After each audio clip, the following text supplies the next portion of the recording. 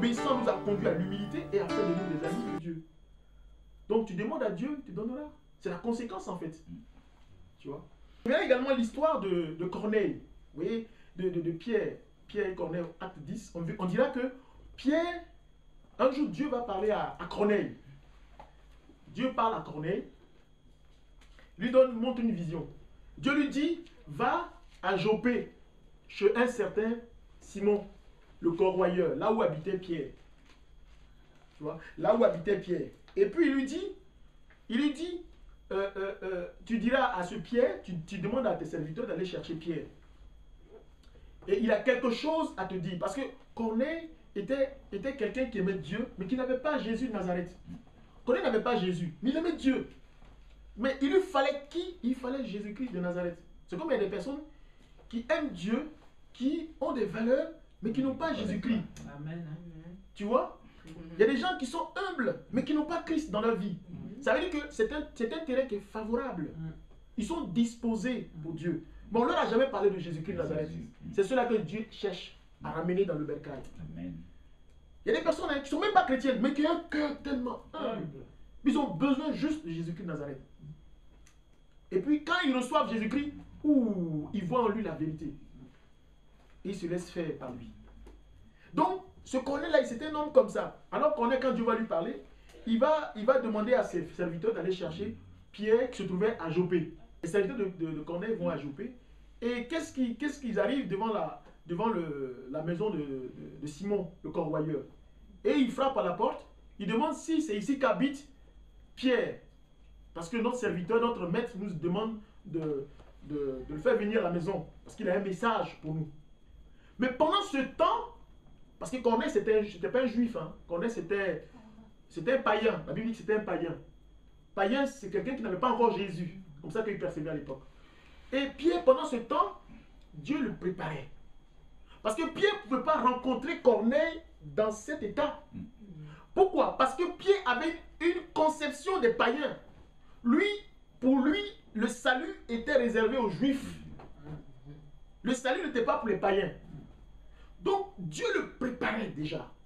Dieu cassait sa conception. Dieu cassait son moi, sa vision. Dieu cassait. Il était sur le toit et Dieu envoie une nappe où il y avait des reptiles, il y avait tout. Et Dieu lui dit, prends et mange. Alors, à cette période, il avait faim. Il dit, mais Seigneur, mais tu as dit que c'est...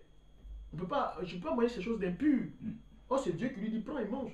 Et Dieu lui dit, ce que lui, il rend pur, l'homme ne veut pas le rendre impur. Prends, Pierre, et mange. Et après, la nappe disparaît. Et il entend, on frappe à la porte, on dit, oui, un certain Pierre. Il descend, il dit, mais c'est pourquoi? Et les serviteurs vont expliquer à Pierre. Lui ne comprenait pas. Et c'est quand il arrive chez Corneille, que Corneille va commencer à s'exprimer, il va comprendre, il dit, ah, c'est pour ça que Dieu me préparait en fait. Il dit, c'est pour ça. Et Pierre va commencer à leur parler de Jésus-Christ de Nazareth. Et pendant que lui leur parlait de Jésus-Christ, la Bible dit que ils ont tous reçu le Saint-Esprit. Et Pierre était surpris que des païens reçoivent le Saint-Esprit. Parce que pour lui, c'était destiné uniquement aux Juifs. Donc, Dieu prépare d'abord. Excuse-moi, la viande impure, c'est un rapport avec Corneille, non? Oui, c'est un rapport avec Corneille. Parce qu'en fait, d'abord, c'était des reptiles, en fait. C'était des reptiles, et puis il y avait des animaux, parce que dans la tradition juive, il y avait des choses qu'il ne fallait pas manger. Il y avait des viandes qu'il ne fallait pas manger. Par exemple, les reptiles, d'autres. Et Dieu lui envoie une nappe avec des reptiles, ce que les Juifs n'ont pas coutume de manger. Voilà. Et Dieu lui présente ça. Dieu dit, prends et mange. Mais c'était un enseignement, Dieu préparait. Tu vois. Et il dit à Dieu, mais c'est interdit. On nous dit de ne pas consommer ça. Dieu dit, ce que lui, il rend de pur, que l'homme ne le rend pas impur. Ce que lui, il voit pur, que l'homme ne rend pas impur. Prends et mange. Mais Dieu le préparait. Parce que la vision qu'il avait des Juifs, des païens, c'est que le salut n'était pas réservé aux païens. C'était seulement aux Juifs. Tu vois? Donc, Dieu le préparait. Dieu était en train de briser sa manière de voir. Dieu est en train de briser sa conception. Parce que les Juifs sont comme ça. Pour eux, le salut, c'est chez eux. Ce n'est pas autre personne. Or, Christ est venu pour l'humanité. Parce qu'il leur a dit, il dit, faites des disciples baptisez-les au nom du Père, du Fils et du Saint-Esprit. Il dit, restez encore à Jérusalem. Vous recevrez le Saint-Esprit. C'est alors que vous serez mes témoins. D'abord à Jérusalem, en Samarie, jusqu'aux extrémités de la terre. Ils n'ont pas compris ça comme ça. Eux, ils pensaient que l'extrémité de la terre, c'est seulement les Juifs. Oh, c'est toute la terre. Mais malgré que Jésus leur a dit ça, ils étaient bornés. Ils étaient sur leur position que c'est typiquement aux Juifs qu'il faut annoncer l'évangile. Donc Christ, l'Esprit de Dieu va se manifester pour dire à Pierre, non, pas cette symbolique-là, pour briser sa conception. Mais c'est quand Paul, tu verras dans les actes, il va se confesser après, il va dire aux frères. Il dit, mais quand il va expliquer la situation de ce qui s'est passé chez Corneille, il va aller transmettre le message aux frères. Il dit, mais j'ai été surpris que même les païens aussi ont droit au salut. Mais je suis surpris. Parce que eux, les Juifs, ils ne comprennent pas cela. Et il y a une personne qui a fait ce ministère, c'était Paul. Paul, il a plutôt annoncé le message aux païens. C'est Paul qui a fait plus ce travail. Il s'est retrouvé à Rome, en Asie, partout. Et quand Paul revient de sa mission et il rend compte de ce que Dieu fait chez les païens, ils sont surpris. C'est pour eux, non, ils ne peuvent pas comprendre. Donc Dieu aussi agit chez les païens. Oh, pourtant, Jésus leur avait dit, vous serez mes témoins à Jérusalem, en Samarie et jusqu'aux extrémités de la terre. Donc il y a un travail que Dieu faisait au départ. Casser leur vision, leur entendement. C'est cette muraille-là qui les empêchait de voir les réalités de Dieu. Donc il y avait une préparation là pour pouvoir parler à Corneille.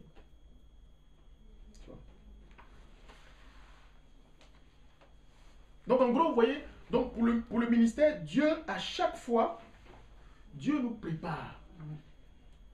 Il faut qu'il nous prépare, il faut que Dieu nous façonne, comme il a dit à Jérémie. Dieu dit, nous sommes comme de l'argile dans ses mains, et c'est lui le potier. Il nous façonne comme il veut. C'est-à-dire que quand on met notre vie entre les mains de Dieu, c'est comme quelqu'un qui s'abandonne à lui. Donc Dieu, il dispose notre vie comme il veut. Tu es dans la maison du Père. Tu dis, Seigneur, j'ai accepté de marcher avec toi désormais. C'est de l'obéissance. Et se laisser emporter, conduit par Dieu, c'est de l'humilité. Ça veut dire que ton moi n'a plus de sens. C'est Dieu qui décide pour toi. Donc il dit, comme c'est toi qui décides, Seigneur, fais de ma vie ce que tu veux. Il dit, comme Dieu maintenant décide de ma vie, il pourvoira. C'est pour ça que Jésus dit, chaque jour suffit sa peine. Ne vous inquiétez pas de ce que demain sera. Chaque jour suffit sa peine. Pourquoi? Parce que dans la maison du Père, demande à Dieu, il te donnera. Demandez, vous recevrez. Il parle à ceux qui croient en Dieu, ceux qui sont dans la maison du Père. Ceux qui sont avec lui. Ceux qui ont laissé leur vie entre les mains du Seigneur. C'est à ceux-là que Dieu parle. Demandez, vous recevrez. Quiconque demande, reçoit. Amen. Amen. Et nous allons aussi voir un facteur déterminant pour rencontrer Dieu. Là, nous avons vu le facteur déterminant qui est l'humilité également. Pour commencer un ministère, pour faire l'œuvre de Dieu, Dieu va utiliser des personnes. Tu vois? Mais il y a aussi un facteur déterminant pour rencontrer Dieu. C'est aussi l'humilité. Parce que si on veut aller vers Dieu, si on veut chercher Dieu en vérité, qu'on n'est pas humble, on ne pourra jamais rencontrer Dieu. On peut avoir une assemblée des chrétiens, des soi-disant, qui sont pleins d'orgueil et qui disent qu'ils sont chrétiens. Ils n'ont jamais vu Dieu. Ils n'ont jamais vu Dieu. Parce que pour rencontrer Dieu, il faut que le mur tombe. Il faut que cette montagne d'orgueil soit écrasée. Tout à fait. Et puis se voir comme celui qui dépend de lui. C'est toi qui décides maintenant. Dieu aime ça. Parce que tu viens avec Dieu avec un orgueil, tu ne le verras jamais. Donc, c'est un facteur déterminant.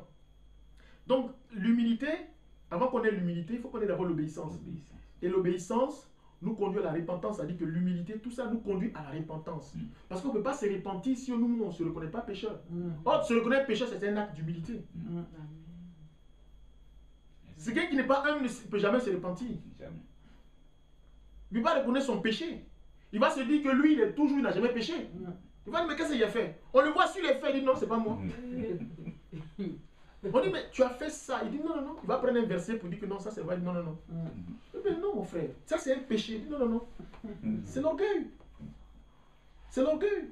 Mais quelqu'un qui sait que, ah, là j'ai péché. Seigneur, pardonne-moi. C'est l'humilité. Souvent, il parle de son. Tout le monde dit non, non, mon frère, c'est bon. Dieu t'a déjà pardonné. Pourquoi tu reviens là-dessus? Pourquoi? C'est bon. Parce que lui-même, tu vois, Il est tellement... Voilà. Au point même que lui-même, il exagère un peu. Voilà. Parce qu'il a mal. Il sait qu'il a péché contre Dieu. C'est quelqu'un qui est humble. C'est ça l'humilité. L'humilité nous conduit à la repentance véritable. Tu vois? L'humilité, c'est important pour le chrétien. Pour rencontrer Dieu, pour parler avec Dieu, il faut être humble. Pour venir à Dieu, il faut être humble. Pour demander pardon à Dieu, il faut être humble. Moi, j'ai fait quelque chose de mal à quelqu'un, et puis il dit, bon, pardonne, oui, pardonne-moi. Non, ça, c'est pas de l'humilité. Il pourrait même pardonner. Il pourrait même pardonner. Mais quand je viens à Dieu, quand je dis à quelqu'un, ah frère, j'ai fait une bêtise, j'étais offensé, je demande pardon. L'autre en face, il ressent. Et il m'accorde le pardon. Tu vois? Donc, le fait que je vienne te dire ça, ça veut dire qu'il y a l'humilité. Parce que c'est pas facile de demander pardon à quelqu'un. Mais si moi je l'ai fait, c'est que j'ai manifesté de l'humilité. Donc, l'humilité me conduit à la repentance, au pardon. L'obéissance à la parole de Dieu, donc l'humilité aussi, nous conduit à l'obéissance à la parole de Dieu. Parce que cette obéissance à la parole de Dieu nous conduit également à l'humilité qui fait que nous devenons amis de Dieu. Nous allons voir ça dans Jean chapitre 15, verset 9 à 12. Comme le Père m'a aimé, je vous ai aussi aimé. Demeurez dans mon amour. Si vous gardez mes commandements, vous demeurerez dans mon amour. De même que j'ai gardé les commandements de mon Père et que je demeure dans mon amour. Je vous ai dit ces choses afin que ma joie soit en vous et que votre joie soit parfaite. Voilà, c'est ici mon commandement. Aimez-vous les uns les autres, comme je vous ai aimé. Il n'y a pas de plus grand amour que de donner sa vie pour ses amis. Amen. Vous êtes mes amis si vous faites ce que je vous commande. Je ne vous appelle plus serviteur parce que le serviteur ne sait pas ce que fait son maître. Mais je vous ai appelé ami parce que je vous ai fait connaître tout ce que j'ai appris de mon Père. Amen. Ce n'est pas vous qui m'avez choisi, mais moi, je vous ai choisi. Et je vous ai établi afin que vous alliez, que vous portiez du fruit, et que votre fruit demeure, afin que ce que vous demanderez au Père en mon nom, il vous le donne. Amen. Ce que je vous commande, c'est de vous aimer les uns les autres. Amen. Donc là, on a d'abord l'obéissance, tu vois, l'obéissance à la parole de Dieu. Cette obéissance nous prédispose à l'humilité, tu vois. Mais l'humilité, c'est un terrain, c'est comme un champ, ou un champ, une terre qui est fertile, une terre qui est propice. Donc là, Dieu vient s'installer là. Il dit, je viendrai, le Père et moi, nous viendrons souper chez toi, nous viendrons habiter. Et ma joie en vous sera parfaite. Quelqu'un qui est humble, c'est quelqu'un qui va aimer, qui aime son prochain. Si tu n'aimes pas ton prochain, c'est que tu es orgueilleux. Parce que quelqu'un qui aime son prochain, ça veut dire quelqu'un qui a la parole de Dieu en lui. Tu as la parole de Dieu en toi. Et cette parole de Dieu là, qui fait que tu aimes ton prochain. Donc c'est l'humilité. Reconnaître que c'est important parce que je suis enfant de Dieu. Et mon devoir, c'est d'aimer mes frères. Ça, c'est un acte d'humilité. Donc tu obéis à la parole de Dieu. Tu es obéissant à la parole de Dieu. Cette obéissance te prédispose à l'humilité. Et Dieu vient habiter en toi. Dieu vient opérer en toi. D'ailleurs, je crois que c'est le message principal de Jésus. Aimez-vous les uns les autres. Aimez-vous les uns les autres. Ça chapeaute tout. Voilà. Parce que si on est orgueilleux, on ne peut pas aimer. On ne peut pas aimer. Tout ce que tu fais sans amour, c'est pas animé par la flamme de l'amour, c'est vain. Ça va pas loin. Voilà. Tout à fait. Mais tu vois qu'il y a des gens qui donnent, pas par amour, mais ils donnent pour qu'on parle d'eux. Souvent on les appelle des philanthropes, des gens on dit qu'ils aiment les hommes, mais c'est pour qu'on parle d'eux, pour qu'on dise qu'ils ont fait ceci ou cela. Mais l'humilité est discrète. Un homme qui est humble, quelqu'un qui est effacé. Il ne dit pas ce qu'il a fait. Parce que lui, il a un compte à rendre à Dieu. Tu vois? Mais il ne dit pas, j'ai fait ça. Non. Il a fait pour Dieu, pas pour l'homme. Parce que si moi je rends service à un homme, c'est que je n'ai rien compris en fait. Mais je rends service à Dieu à travers un frère. important. Si je te donne un verre, en fait, c'est pas à toi que je donne le verre. C'est au Père que je donne le verre. Parce que c'est lui mon rémunérateur. Mais si je dis que j'ai donné à un homme, je serai déçu. Mais si je dis que j'ai donné ça à Dieu, à travers toi, je ne serai pas déçu. Pourquoi? Parce que c'est au Père. J'ai obéi à lui, à sa parole. Donc comme j'ai obéi à la parole du Père, je ne m'inquiète pas. J'ai fait ce que Père, tu m'as demandé. Si tu as appris à aimer le Père en vérité, tu vas aimer celui qui est en face de toi. Le Seigneur nous enseigne à aimer. Il nous enseigne à aimer les autres. Il est la source de l'amour. Je vais mettre un peu d'eau dans le vin. Amen. Si un soulard te demande un verre de whisky, il est déjà complètement sous. Si tu l'aimes, lui, le soulard, mais que lui, tu vas lui donner le verre de whisky. Mais si tu aimes Dieu, Amen. Tu vas plus lui donner. Tu vas plus lui donner. Et pourtant, il va te menacer, il va dire que tu es méchant. Mais toi, tu sais que... Mais lui, quand il va revenir en lui-même, il va dire, ce frère-là, il m'a aimé. Si. Il va dire, ce frère-là, il m'a aimé. Puis, le même du fait que moi, j'aime Dieu, c'est-à-dire, la manière qu'il va se comporter envers moi, ça ne va rien me faire parce que je serai dans l'assurance. Je sais que... Voilà. C'est lui. C'est lui. C'est lui qui te donne cet amour-là. C'est lui qui t'aime le premier. C'est lui qui va t'enseigner à aimer. C'est lui qui va t'enseigner à aimer tes enfants. Parce qu'il y a des pères qui n'aiment pas. Parce qu'ils n'ont pas reçu de l'amour. Il ne peut pas donner de l'amour. Amen. Si un père n'a pas reçu de l'amour, il ne peut pas donner de l'amour à ses enfants. Et si tu aimes Dieu, ça te protège aussi. Amen. Ça te protège par rapport à ceux qui vont te demander des choses. Voilà. Parce qu'avant de donner quelque chose à quelqu'un, tu vas dire, est-ce que si je lui donne, voilà, est-ce que ça plaît à Dieu? Ça plaît à Dieu. Avant d'écouter d'abord ces supplications de l'être humain que tu as en face de toi. Voilà, effectivement. Donc, tu demandes si ça plaît à Dieu. Ça te protège aussi. Ça te protège, voilà. Parce que tu peux poser un acte que Dieu n'agrée pas. Tu peux le faire par la chair, mais que Dieu n'agrée pas. Donc, Seigneur, c'est-à-dire comme tu as un Dieu, tu le consultes. Seigneur, est-ce que ce que je vais poser comme acte, est-ce que tu l'agrées? Dieu te dira oui ou non. Tu vois, il va créer des situations pour empêcher que la situation arrive. Parce que tu peux rien faire, tu dis, Seigneur, je me tourne vers toi, il y a telle personne qui m'a demandé ça, mais est-ce que Seigneur, tu es dans l'affaire? Seigneur, je veux que ce soit toi. Parce que tu as consulté Dieu, il va agir. Il va même, tu vas à la banque et puis on dit, là, ça ne passe pas. Tu rentres, ça ne sort pas. Ou bien il y a eu un problème, le gars te dit, non, c'est plus la peine. Dieu a reçu ta prière. Ou même il peut te parler en songe pour te dire non. Ou il va te parler de façon audible pour te dire non. Tu vois?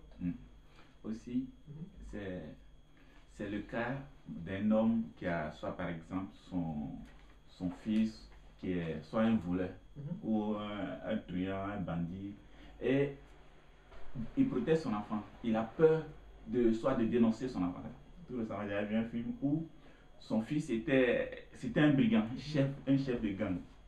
Et par amour pour lui, un policier qu'il est, il protège son enfant, tu vois. Voilà, il protège son enfant. Mais si effectivement il a l'amour du Christ, mais il ne va pas protéger son enfant, non. Il va plutôt l'amener en prison peut-être pour qu'il puisse changer. Voilà. Parce que le problème c'est quoi? Ton enfant que tu as pris sur toi pour le protéger, mais tu n'es pas dans le cœur, tu n'as pas guéri la blessure qui est dans le cœur de l'enfant. Ça s'est aggravé même. Voilà. Parce que tu entretiens le mal qui est en l'enfant. Et demain, quand l'enfant ne sera plus avec toi, tu as fait de l'enfant un grand bandit. Parce que toi, tu n'es pas. Et c'est dans ce sens que Jésus avait dit justement qu'il est venu séparer les frères la belle-mère, les parents de leurs enfants. Voilà. C'était dans ce sens. Bien sûr. Voilà, effectivement. Il est venu pour séparer la belle-mère de la belle-fille, du père avec son fils. Parce que celui qui reçoit Christ, il devient ennemi du monde, même ennemi de ta propre famille. Les gens vont te détester parce que tu ne partages plus leur vision. Et pourtant tu les aimes. Pourtant tu les aimes. Voilà. Voilà. Pourtant tu les aimes même encore plus. Parce que tu as Christ en toi. Parce que regarde, le message de Jésus-Christ, c'est un message d'amour. Il dit aime ton prochain comme tu t'aimes. Tu vois? Il dit mets ta confiance en Dieu. Et puis il te dit chaque jour suffit sa peine. Ça veut dire que tu es avec lui. Il dit, je suis le rocher. Celui qui bâtit sa maison sur le rocher, quand la tempête viendra, sa maison ne sera pas ébranlée. Mais celui qui bâtit sa maison sur du sable, quand la tempête viendra, la maison va s'ébranler. Il parle de lui, qui est le rocher, sur qui il faut s'appuyer. Donc si tu marches avec Jésus-Christ, tu reçois sa nature. Tu reçois ce qu'il a en lui. C'est pour ça qu'il dit à ses serviteurs, il dit, je ne vous appelle plus serviteurs, je vous appelle mes amis. Parce que ce que le Père m'a donné, je vous les ai tous transmis. Donc quand on marche en vérité avec Christ, on prend la nature de Christ en nous. On devient Christ. On devient son ami. On devient son ami. Et il nous donne son esprit, on devient lui-même. Parce qu'il nous donne son esprit. Donc on marche, on pense comme lui, on vit comme lui, on respire comme lui, on agit comme lui, on le consulte. Quand on est dans des moments difficiles, Seigneur, où es-tu? Qu'est-ce que je fais ce soir? Seigneur, et lui il est là. Parce que toi, il t'appellera témoin fidèle. Témoin fidèle. Tu vois? Il t'appellera témoin fidèle. Et il sera toujours là. Même quand la tempête viendra, même quand le vent va souffler fort, il est là. Mais si la tempête est là, c'est qu'il y a quelque chose qui prépare pour toi. Parce que la tempête nous prépare, c'est le désert, il nous prépare à quelque chose de merveilleux. Il y a quelque chose peut-être qu'il veut détruire en nous, veut casser en nous, pour nous façonner de sorte qu'on soit plus réceptif à ce que lui veut nous donner. De sorte que nous puissions mieux gérer ce que lui veut nous donner. Tu vois? C'est comme un enfant, si il a un enfant qui a 8 ans, tu le prends comme roi dans une ville. Mais il n'est pas préparé à ça. On va s'attendre à tout. Mais quelqu'un qui a été préparé, il a appris à régner, il a appris d'aller dans une école où on l'a enseigné comment diriger. Quand il arrive sur un trône, tout le monde est dans l'assurance. Mais pour un enfant, on n'est pas dans l'assurance. On ne sait jamais ce qui va arriver. Parce qu'il n'est pas préparé à ça. Et c'est pareil. Dieu permet des déserts pour nous préparer à quelque chose de merveilleux. C'est pour ça que Paul dit, chaque jour suffit sa peine. Parce que si nous, on se dit, ah, ça c'est arrivé, donc comment je fais? En fait, c'est comme si on n'a pas confiance en Dieu. Mais Dieu permet des événements parce qu'il veut nous préparer à des grandes choses. Les grandes épreuves annoncent des grandes victoires. Dieu permet ça. Quand on met sa confiance en Dieu, on s'attend à Dieu. Même quand la tempête est forte. Parce qu'on a un Dieu, celui en qui on a mis notre confiance, on se fixe sur lui. Mais on ne doit pas regarder la tempête autour de nous qui nous frappe. Non. La tempête n'est qu'un moyen qui nous aide à avancer vers Dieu. La tempête n'est que les éléments qu'il faut qui nous préparent à recevoir Dieu, à rentrer dans notre bénédiction. Israël était au désert pendant 40 ans. Mais les 40 ans, ils ne sont pas sortis de Canaan comme ça, vides. Ils sont sortis de Canaan, mais remplis de connaissances de Dieu. Ils ont une expérience de Dieu. Ils savent quand ils parlent de Dieu, ils savent de quoi ils parlent. Quand Israël parle de Dieu, il sait de quoi il parle. Quand il dit le Dieu d'Israël, le Dieu de Jacob, le Dieu d'Élie, celui qui nous a libérés de la domination, il sait de quoi il parle. Il ne parle pas comme ça. Donc le désert nous prépare. Le désert nous rend réceptifs. Il nous qualifie. Il développe en nous des talents. Il développe en nous une nature divine qui nous permet d'être plus accessible, d'être disposé à recevoir la bénédiction, c'est-à-dire canard, d'entrer dans notre canard. Tu vois? C'est pour ça que Paul dit, la mort m'est un gain. Parce que même si tu veux me tuer, tu vas me tuer, mais moi je rentre dans la vie. Moi je ne mourrai pas. Il dit, mais toi, pour toi c'est grave, mais moi, je sais que je rentre dans la vie. La mort m'est un gain. Pour Christ, la mort m'est un gain.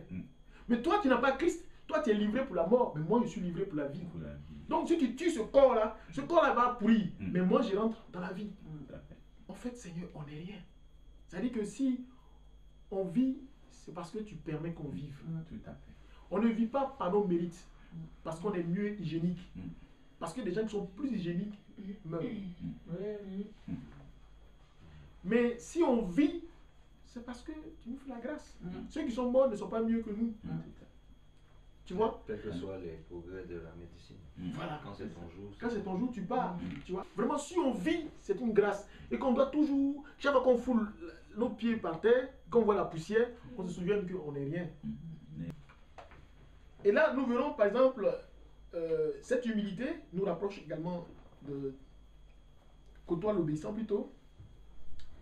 Et on a dit aussi que cette humilité nous côtoie aussi la repentance. Et nous allons voir que dans 2 Chroniques chapitre 33 verset 1 à 25, on parle de Manassé. C'était le fils de Ézéchias, qui était roi d'Israël. Et la Bible dit que Manassé avait péché contre Dieu. Il avait même établi des autels dans tout Jérusalem. Des autels d'Astarté. De Baal. Voilà. Il avait installé tout ça dans tout Jérusalem et même dans le temple. Il avait installé tout ça là-bas. Et Dieu a envoyé ses prophètes pour avertir. Mais il n'écoutait pas.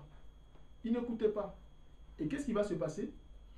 Dieu va faire venir l'armée de Babylone. Cette armée de Babylone viendra pour envahir Jérusalem, Israël, et puis emmener Manassé en déportation. Donc Manassé sera à Babylone en déportation, et là-bas, Manassé va se souvenir, demander pardon à Dieu. Donc, pour dire que Manassé, quand on lui parlait, il ne voulait pas obéir. Donc, quand il ne peut pas obéir, Dieu ne peut pas l'utiliser. Donc, si Dieu ne l'utilise pas, c'est l'autre qui l'utilisait. Mais c'est dans le désert, c'est à Babylone, quand il est en prison, enchaîné là-bas, qu'il va crier à Dieu. Que son cœur sera maintenant disposé à obéir à Dieu. Parce que quand il dit obéir, ça veut dire maintenant que l'humilité vient. Tu reconnais que tu ne peux rien faire. Et c'est dans sa désolation, dans sa détresse, que Dieu va l'exaucer. Et quand Dieu l'a exaucé, Dieu l'a ramené à Jérusalem.